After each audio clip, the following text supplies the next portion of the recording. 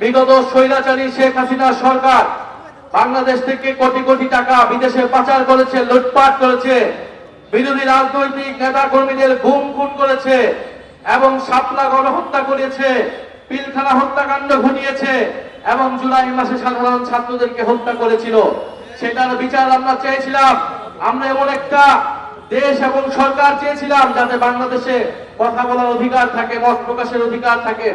সে কারণে সংস্কারের দাবি এসেছিল এবং আপনারা দেখেছেন 32টি দল মিলে দীর্ঘ 6-7 মাস ধরে আলোচনা করে তারা জুলাই সনদ প্রণীত করেছিল এবং সেই জুলাই সনদের জন্যই পরবর্তীতে নির্বাচন হয়েছিল, গণভোট এবং সংসদ নির্বাচন একসাথে হয়েছিল। সেই সংসদ নির্বাচনের পাশে গণভোটে আমরা সবাই হ্যাঁ অথবা নাতে ভোট দিয়েছিলাম। বাংলাদেশের 70% মানুষ হ্যাঁ এর পক্ষে, সংস্কারের পক্ষে ভোট দিয়েছিলেন কিনা আপনারা? হ্যাঁ এর পক্ষে ভোট। আমরা সবাই কিন্তু হ্যাঁ এর পক্ষে, সংস্কারের পক্ষে ভোট দিয়েছিলাম। কিন্তু এই বিএনপি সরকার ক্ষমতায় আসার পরে পাল্টে গিয়ে সেই সংস্কার এবং জুলাই সনদকে অস্বীকৃতি জানিয়েছে, গণভোটকে অস্বীকৃতি জানিয়েছে এবং এখন পর্যন্ত তারা সংস্কার বাস্তবায়ন করে নাই। আমরা বলছি সংস্কার হচ্ছে জনগণের ম্যান্ডেট। আমরা সবাই ভোট দিয়েছি সংস্কারের পক্ষে। কেন আমরা সংস্কার চাই? আমরা সংস্কার চাই যাতে পুলিশ সংস্কার হয়, পুলিশ কোনো দলীয় পুলিশ না হয়, প্রশাসন কোনো দলীয় পুলিশ প্রশাসন না হয়। আপনারা আদালতে গেলে যাতে ন্যায় বিচার পান। যদি জুলাই সনদ বাস্তবায়ন না হয় তাহলে চাঁদাবাজি, দুর্নীতি কোনো কিছুই বন্ধ হবে না, মাদক কারবারি বন্ধ হবে না, কারণ পুলিশ দলীয় পুলিশে পরিণত হবে, এদের কাউকে গ্রেফতার করতে পারবে না। আমরা দ্বিতীয় বিষয় বলেছি যে কর্মসংস্থান বৃদ্ধি করতে হবে। জুলাই অভ্যুত্থানে তরুণরা, ছাত্ররা নেমে এসেছিল চাকরির দাবিতে, কর্মসংস্থানের দাবিতে। আপনাদের প্রত্যেকের ঘরেই কিন্তু তরুণরা রয়েছে, তরুণীরা রয়েছে, তাদের চাকরি দরকার, কর্মসংস্থান দরকার। এই বিএনপি সরকার ক্ষমতায় আসার আগে বলেছিল 1.5 বছরে 18 মাসে তারা 1 কোটি কর্মসংস্থান তৈরি করবে। কয় কোটি? 1 কোটি কর্মসংস্থান। 4 মাস গিয়েছে, কয়টা কর্মসংস্থান তৈরি হয়েছে? একটাও কর্মসংস্থান তৈরি হয় নাই। যেই বাজেট দিয়েছে সেই বাজেটে কোনো কর্মসংস্থানের রূপরেখা পর্যন্ত নাই। এরপরে আমরা বলেছি বিদ্যুৎ বিভ্রাট, বিদ্যুৎ সংকট নিরসন করতে হবে। শেখ হাসিনা সরকার কোটি কোটি টাকা লুটপাট করেছে বিদ্যুতের নামে, দুর্নীতি করে। এবং আপনারা জানেন যে সারা দেশে এখন লোডশেডিং হচ্ছে, 7 ঘন্টা 8 ঘন্টা করে লোডশেডিং হচ্ছে, কারেন্ট থাকতেছে না। সখীপুরে কি কারেন্ট থাকে? লোডশেডিং হয় কিনা? যদি লোডশেডিং হয় তাহলে এই বাজারগুলা কিভাবে চলবে? যদি লোডশেডিং হয় শিল্প কারখানা কিভাবে চলবে? যদি লোডশেডিং হয় তাহলে কৃষিতে সেচ ব্যবস্থা কিভাবে হবে? যদি লোডশেডিং হয়, যদি বিদ্যুৎ সংকট নিরসন না হয় তাহলে কোনোভাবেই দেশের অর্থনীতি নিরসন করা সম্ভব নয়।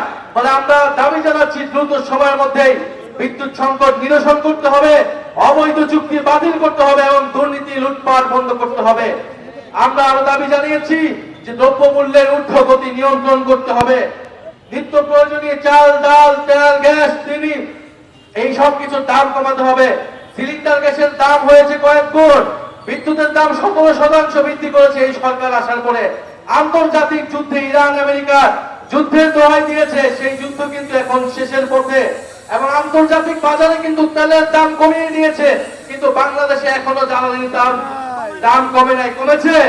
জ্বালানি তেলের দাম কমে নাই, বরং সিলিন্ডারের দাম বাড়ানো হয়েছে, বিদ্যুতের দাম 17% বাড়ানো হয়েছে।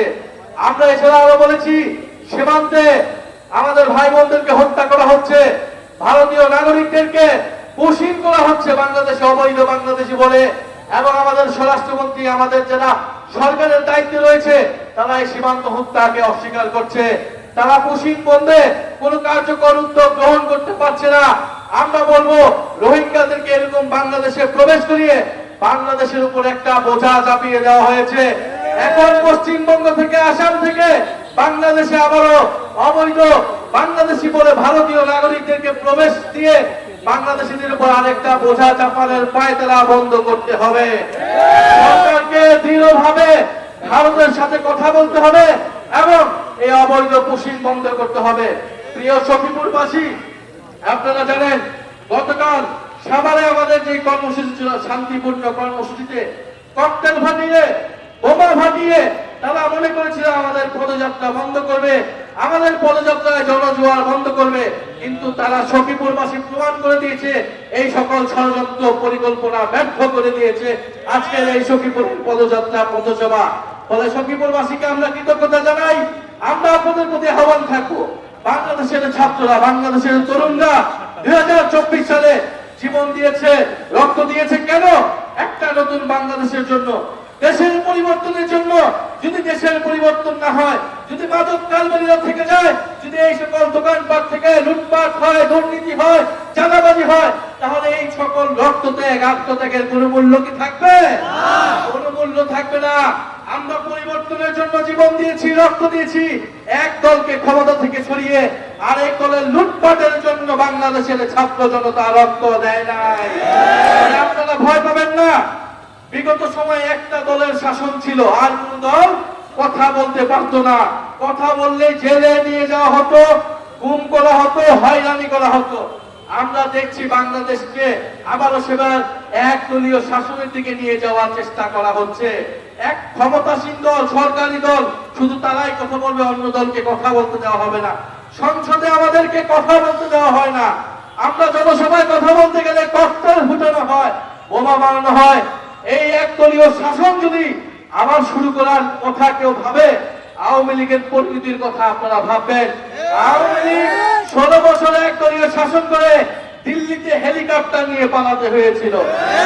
এখন তারা নিষিদ্ধ টাকা দিয়ে কয়েকটা মিছিল করে তারা হচ্ছে বাংলাদেশে অস্থিতিশীলতা তৈরি করার চেষ্টা করছে। সেই আওয়ামী লীগের বিরুদ্ধে আমরা ঐক্যবদ্ধভাবে থাকবো।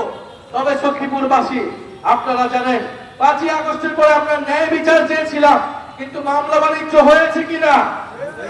এই সখীপুর সহ, টাঙ্গাইল সহ সারা বাংলাদেশে সাধারণ মানুষের বিরুদ্ধে, ব্যবসায়ীদের বিরুদ্ধে শত শত মানুষকে, 200-300 মানুষকে মামলা দিয়ে মামলা বাণিজ্য করা হয়েছে। কারা করেছে আপনারা জানেন। ভোটের আগে কারা তাদেরকে জিম্মি করে টাকা নিয়েছে তাও আপনারা জানেন।